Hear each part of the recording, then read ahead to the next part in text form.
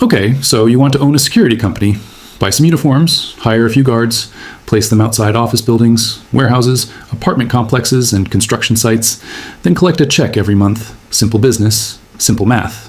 After all, you're basically renting out human beings by the hour.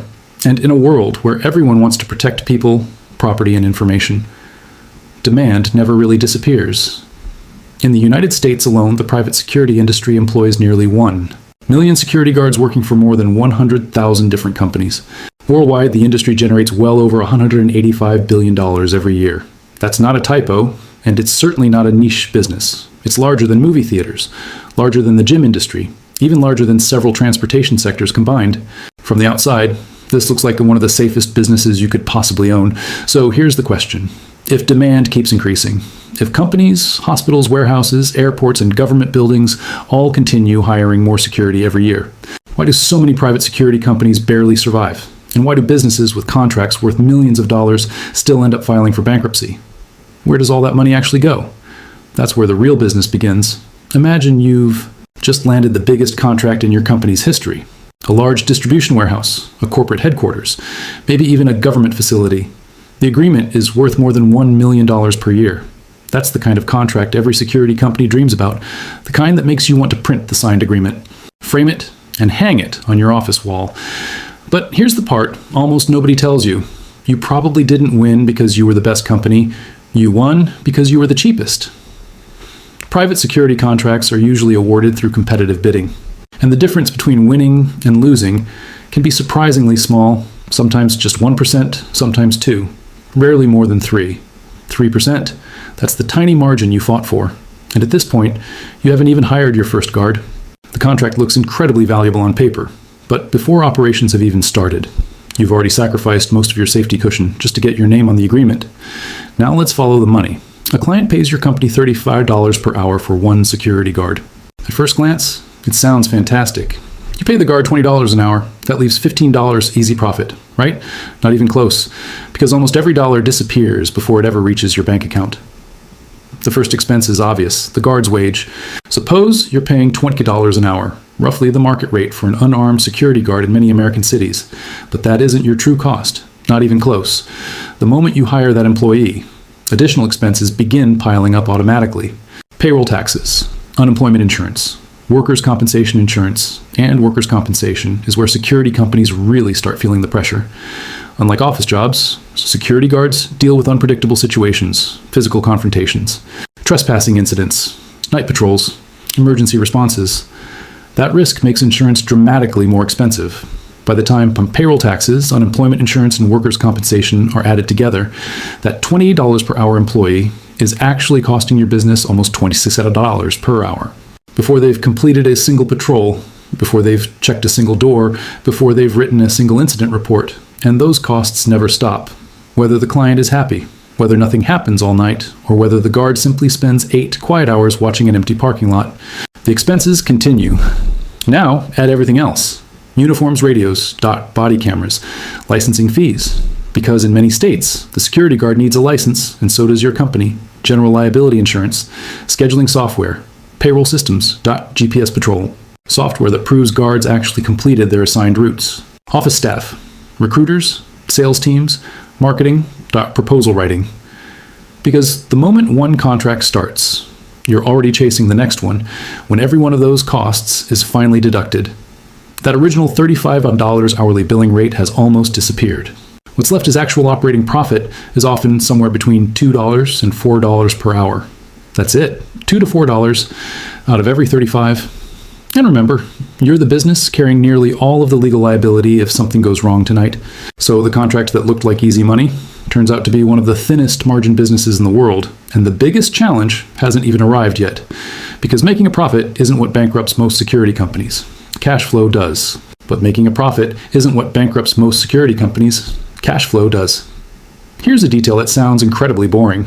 Yet, it's responsible for destroying more security companies than almost anything else in this industry. Your security guards are hourly employees.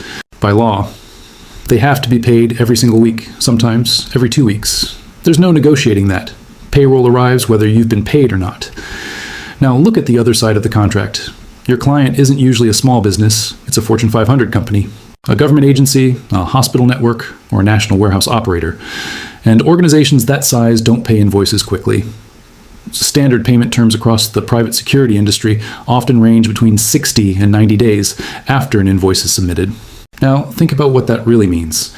You win a contract requiring 10 full-time security guards. Every week, you're paying all 10 guards. Week after week, month after month. 60 days pass. You've already paid nearly $60,000 in wages. Yet, not a single dollar has reached your bank account. The obvious question is, where does that money come from? For many companies, it doesn't, at least not directly. Instead, they borrow it. Security companies frequently use something called factoring. Rather than waiting months for a client to pay, a finance company advances most of the invoice immediately.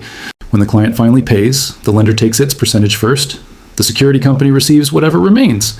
That solves today's payroll problem, but it creates tomorrow's financing cost. Now you're paying interest. Inside a business that was already earning only $2 to $4 per hour in operating profit. This is why a security company can appear incredibly successful from the outside, million-dollar contracts, recognizable clients, dozens of security vehicles, hundreds of guards. Yet every Friday, management is wondering whether payroll can be covered. The revenue exists. The cash simply hasn't arrived yet, and payroll never waits. Now here's the surprising part. If margins are already this small, why would any company intentionally bid even lower? Because that's how this industry works. Most large security contracts are awarded through competitive bidding. Corporate offices, airports, government facilities, universities, distribution centers. Everyone asks multiple companies to submit proposals, and in many cases, the client simply chooses the lowest qualified bid.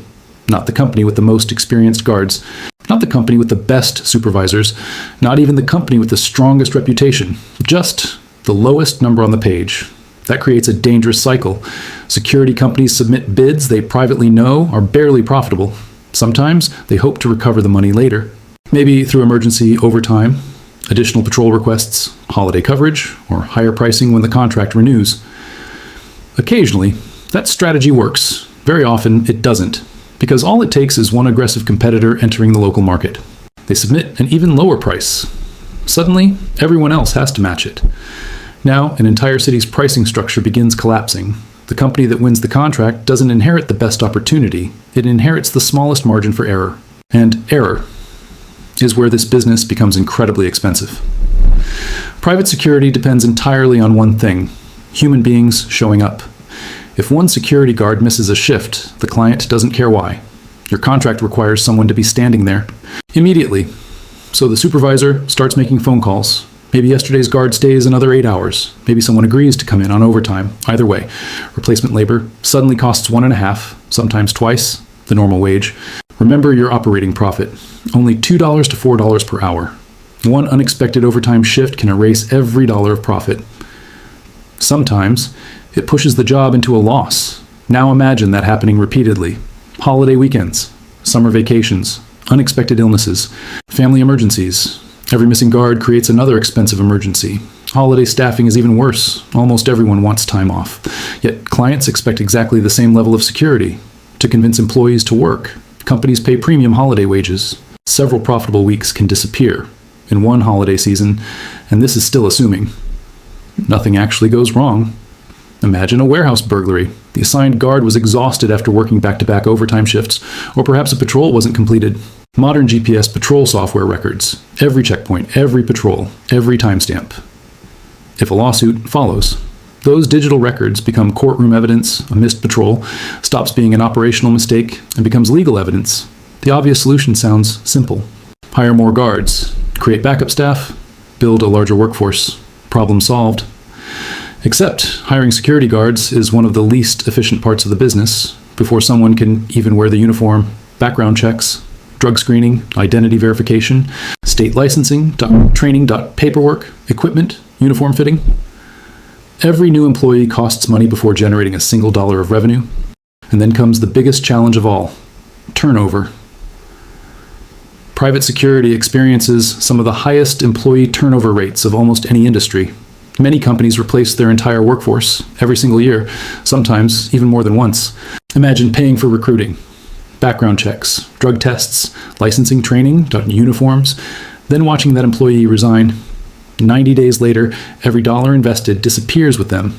Now imagine winning a massive new contract, hiring dozens of new guards, paying thousands of dollars up front, waiting 60 to 90 days for payment, and watching employees quit before you've even recovered the hiring costs. Suddenly, $1 million contract starts burning cash instead of generating it, so after everything we've covered.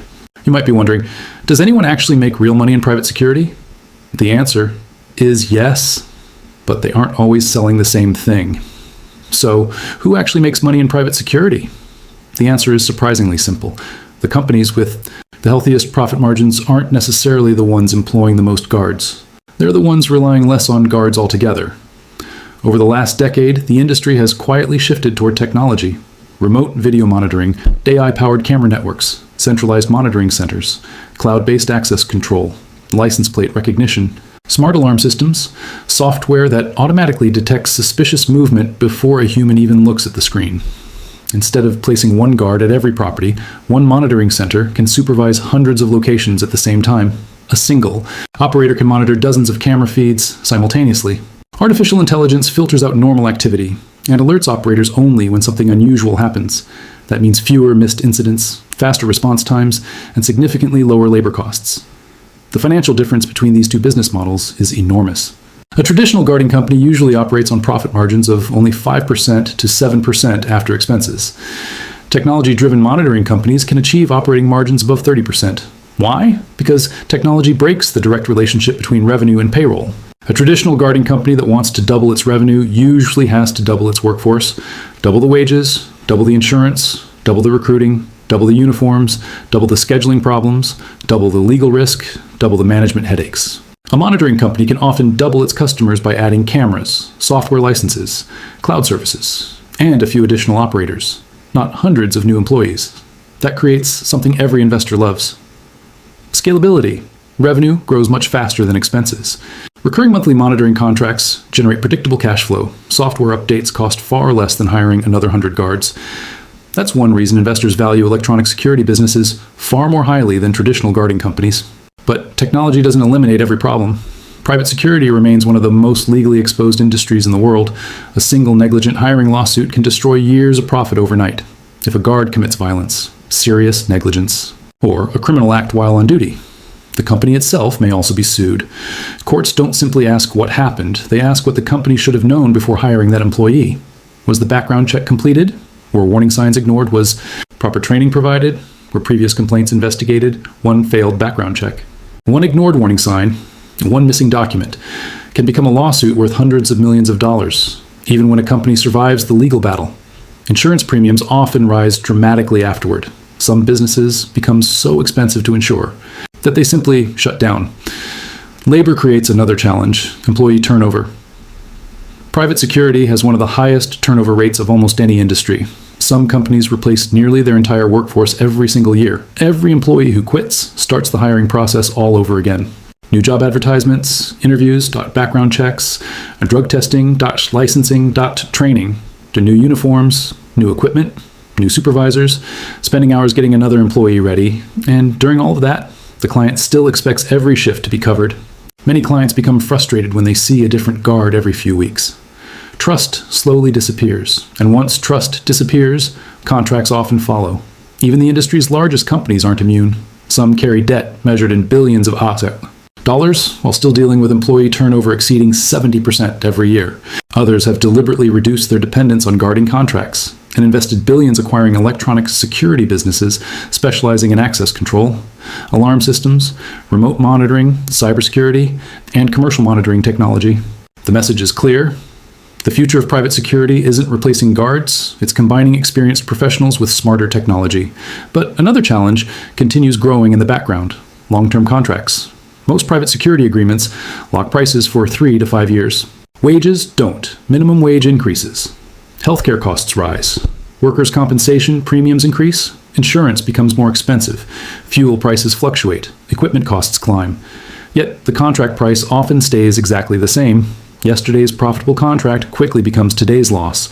Some companies continue losing money every single month, simply because walking away from the contract would damage their reputation even more.